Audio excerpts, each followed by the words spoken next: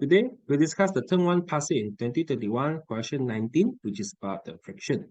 So first question is to differentiate between the static friction and the kinetic frictions, which you should be able to answer this one. So first of all, static frictions occurs on a stationary object on the surface, while kinetic occurs on a moving object sliding on the surface. So we know that the coefficient for static friction is higher than the coefficient of kinetic frictions. So we require more force to start to move compared to the force required to maintain constant velocity when the object is moving. So another thing that you can say is about the self-regulating property of the static friction. So it depends on the force applied when it is less than the maximal static friction. But for like kinetic frictions, it is constant that it depends on the reaction force of the object. So we move on to question B. Box of mass 10 kg rests on an inclined plane. Inclination angle of the plane theta is increased slowly until the box begins to slide. Coefficient of static friction between the box and the inclined plane is 0.42, determine the theta at the instant the box just about to slide. So this diagram is not given by the question, but it is for me. So you can draw the diagram and think back how the things is going on. So we have the object is inclined, so we have the reaction force, the friction force, and also the weight of the object. So recall back all the derivations that when the object is in equilibrium, the static friction force is equal to the mg sine theta, which is the horizontal component, okay, the parallel component of the weight. So if you don't remember the formula, it's okay, but remember how you derive the formula of the theta. So here what we have is the static friction is equal to mg sine theta, where the static friction is mu s multiply the reaction force, where we can see that the reaction force is equal to mg cos theta. Okay, so that's how we derive the formula in this chapter. So the next thing that we can see is that the mu sk, the coefficient is equal to the tangent theta. Yeah, so to get the theta is pretty quite simple, given the marks as 4 marks, so it's good mark. Okay, so the theta is equal to shift tangent of the mu s, which is 0.42.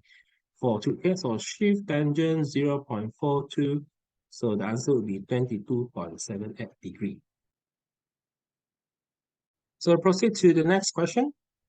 So the inclination angle of the plane in B is raised to 35 degrees with the horizontal, and the string parallel to the inclined plane is used to keep the box in equilibrium as shown in the diagram below. So we can see that the angle just now is 22.78, and when you raise to 35 degrees, it means that the force is no longer equilibrium. So the spring here, okay, the string here is used to keep the things in equilibrium. So what we have is that the reaction force is still here, we still have the weight, but in the parallel component, we would have the tension plus the friction force to make sure the things is still in equilibrium. So to draw the sketch, to draw the free body diagram, so I guess that's all what we need. Then we have the reaction force, the weight, tension, and also the static friction. So the next question is to calculate the minimum tension in the string. So just now we have the static friction is equal to the mg sine theta. But now we have additional force, okay, which is the tension force with the static friction, will be balanced by the parallel component of the weight, mg sine 35 degree.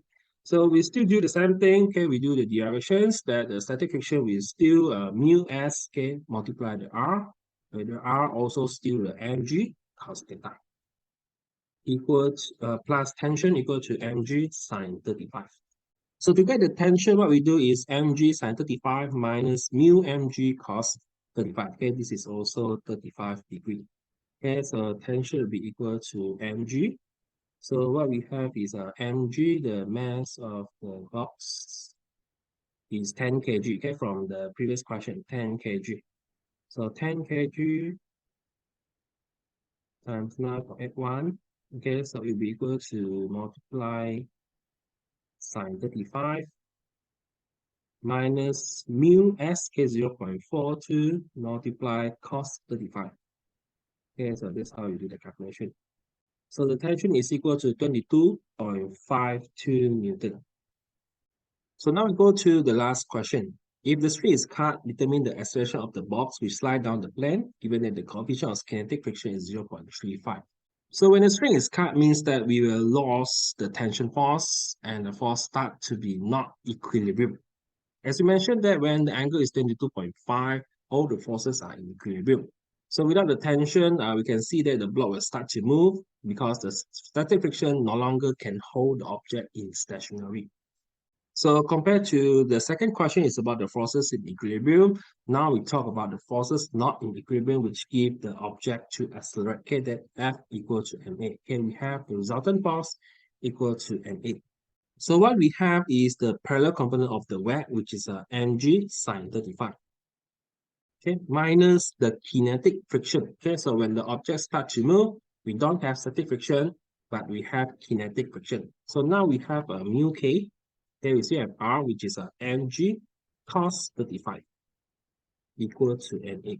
So you can see the difference between question 2 and 3, that we have forces in equilibrium or forces not in equilibrium. So now the next is just perform the calculations. So you can see we have m in every term, so we can cancel the m. And we have the expression is equal to g sine 35 minus mu kg cos 35. So we have the g 9.81 multiply. So we have sine 35 minus the mu k is 0.35. So the expression will be equal to 2.81 meter per second squared. So from these questions, so you can see that it is either force in equilibrium or not equilibrium, and it gives us two different friction. When the object is not moving, it is about static friction, but when the object starts to move, it will change to the kinetic friction. So that's all for this question, and thank you for watching.